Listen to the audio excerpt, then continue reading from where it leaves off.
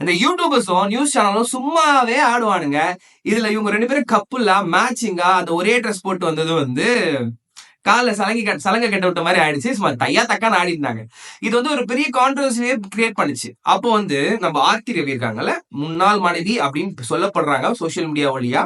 So அவங்க வந்து என்ன சொல்லியிருந்தாங்கன்னா, நீ வந்து என்ன எவ்வளவு வேணா அடிக்கலாம், எவ்வளவு வேணா இது புண்படுத்தலாம்.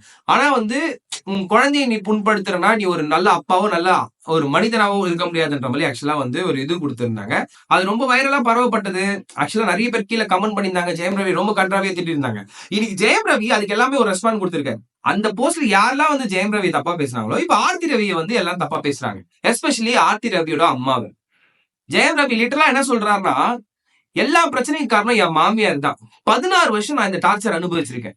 பல கோடிக்கு என்ன வந்து நாமினியா இருக்க சொல்றாங்க. அந்த கடனெல்லாம் அடைக்கிறதுக்கு அவங்க ப்ரொடக்ஷன்ல சும்மா நடிக்க சொல்றாங்க. என்னால பேச முடியல, என்னால கோவப்பட முடியல, என்னால அழுக முடியல. இப்படிப்பட்ட ஒரு நிலைமையில எப்படி நான் ஆக்சுவலா வந்து வாழ முடியும்? நான் ஒரு கட்டத்துல வந்து எல்லாத்தையும் பொறுத்தது வந்து என் குழந்தைகளுக்காக, இந்த சொசைட்டிக்காக, மனைவிக்காக. இப்படி இருக்கிற என்ன ஒரு கட்டத்துல என்ன ரோட்ல நிக்க வச்சாங்க. எப்படி? என் கையில இருக்க பணத்தை உருவி, மரியாதையை உருவி, மானத்தை அசிங்கப்படுத்தி அப்படி நிக்கும் போது எந்த ஒரு எதிர்பார்ப்பே இல்லாம வந்து எனக்கு வந்து அடைக்கலம் கொடுத்தவர் தான் Kenisha. She is nothing more then a friend அப்படின்னு ஆரம்பிச்சாரு. அவங்க வந்து என் வாழ்க்கையில ஒரு ஒளி கொடுத்தாங்க அப்படின்னு ஆரம்பிச்சாரு. கெனிஷா வந்து ஒரு ஸ்பிரிச்சுவல் ஹீலர் ஆக்சுவலா.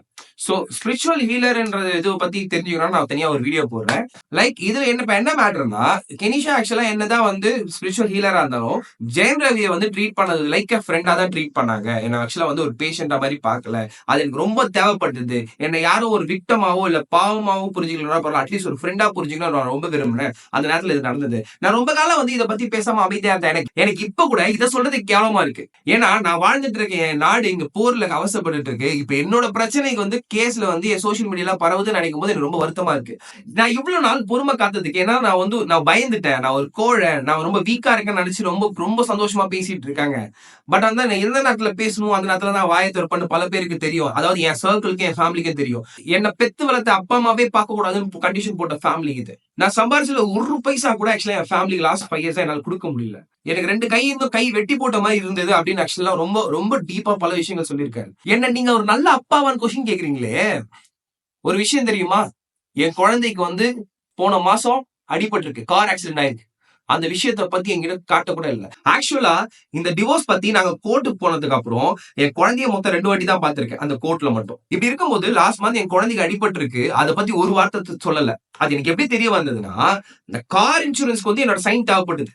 அப்ப கேட்டுதான் நான் பதறேன். ஐயோ என் குழந்தைக்கு அப்ப கூட என்னால பார்க்க முடியல. அவனை எப்ப பார்க்கலாம்னு ரேண்டமா ட்ரை பண்ணாலும் அவனை சுத்தி எப்ப பார்த்தாலும் பவுன்சர்ஸ் இருக்காங்க, நான் போய் மீட் பண்ணக்கூடாதுன்ட்டு. எத்தனை வாட்டி போய் நான் சண்டை போட முடியும் அப்படின்னு ரொம்ப அதெல்லாம் கேட்கும் போது ரொம்ப ரொம்ப ரொம்ப மனசு உளைச்சலா இருக்கு. லைக் அவர் என்ன கடைசியில சொன்னார்னா, அவர் வந்து முக்கியமா வந்து யார வந்து மெயினா சொல்றாருன்னா, என்ன எல்லாரும் வில்லனா பாக்குறீங்க, அங்க மெயின் வில்லனே எங்க மாமியார்ன்ற மாதிரி ரொம்ப அழுத்தமா சொல்லியிருக்காரு. நம்ம இதை வந்து ரீசென்ட் டைம்ல கூட பார்த்தோம். லைக் ஏதோ ஒரு ஆடியோ லான்ச்ல கூட ஆக்சுவலா அவங்க வந்து ரொம்ப இவரை வந்து ஒரு மாதிரி டாமினன்ட் பண்ணிட்டே இருப்பாங்க. இவர் பார்க்க ஏதோ ஒரு ரிலேட்டிவ் குழந்தை தெரியாதனமா இந்த ஃபேமிலிட்ட மாட்டிட்டோமேன்னு அவசரப்படுற மாதிரி எல்லாம் ரியாக்ஷன் கொடுப்பாப்ல.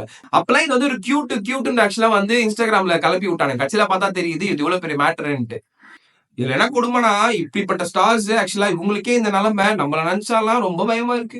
அவர் கடைசியா என்ன சொல்றாருன்னா, என்னோட எக்ஸ் ஒய்ஃப் ஆர்த்தி என் பையனோட அம்மா, அவங்கள நான் மதிக்கிறேன் தான் இல்லைன்னு சொல்ல. ஆனா எனக்கு எங்க அவங்க மேல கேவலமான ஒரு அபிப்பிராயம் வருதுன்னா, அவங்களோட பர்சனல் கெயின்காக நம்ம குழந்தைய எடுத்துட்டு போயிட்டு மீடியா முன்னாடி நிறுத்தி அசிங்கப்படுத்தி அவங்க மன உளைச்சல் இங்க கொண்டு வராங்களே, அதை நினைக்கும் போது எனக்கு ரொம்ப அவமானமா இருக்குன்ற மாதிரி ஆக்சுவலா மன உளைச்சலா இருக்குன்ற மாதிரி வந்து எழுதியிருக்காரு. அது மட்டும் இல்லாம என் குழந்தைகளுக்கு அப்பா மட்டும் இல்லாம அவங்களுக்கு ஃப்ரெண்டா இருக்கும், நான் எப்பவுமே ரெடியா தான் இருக்கேன். அவங்க நினைச்சு பார்க்காத முடியாத ரிலேஷன்ஷிப்பை என் குழந்தைகளுக்கு நான் தர ரெடியா இருக்கும்னு எழுதியிருக்காரு. அவர் கடைசியா வந்து ஒரு வாக்கியம் சொல்லி முடிச்சிருப்பாரு. அது ரொம்ப ஆக்சுவலா அது கேட்டாலே பல பேருக்கு புரியும் நினைக்கிறேன். இவ்வளவு நாள் ஆக்சுவலா என் முதுகுல குத்திட்டு இருந்தீங்க, முதல் முறையா வந்து என் நேரம் என் நெஞ்சில குத்துறீங்க. எனக்கு அந்த வழியோட இந்த வழி ஒன்னும் பெருசா தெரியல. வாழ விடுன்னு சொல்லி முடிச்சிருக்காரு. இதுல கன்க்ளூஷன் என்னன்னா, யார் மேல தப்பு யார் மேல கரெக்ட்னு இல்ல. அதாவது ஃபேமிலி ரன் பண்ணும்போது நீங்க உங்களுக்குள்ளதான் டிசிஷன் எடுக்கணும். நீங்க 2 பேரும் பண்ற ஆக்ஷனை பார்த்து 3வது ஒருத்தர் கமெண்ட் கொடுத்திருந்தாலும் அவங்கள மேனிபுலேட் பண்ணியிருந்தாலும் ஃபேமிலி சதறிதான் போகும்.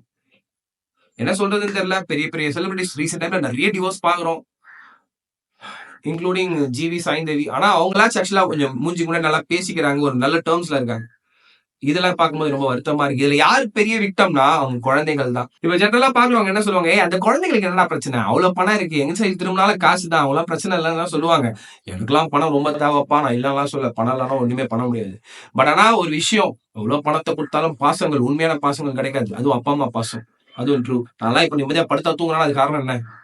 என்னோட அப்பா, அம்மா. சோ மக்களே பாய்.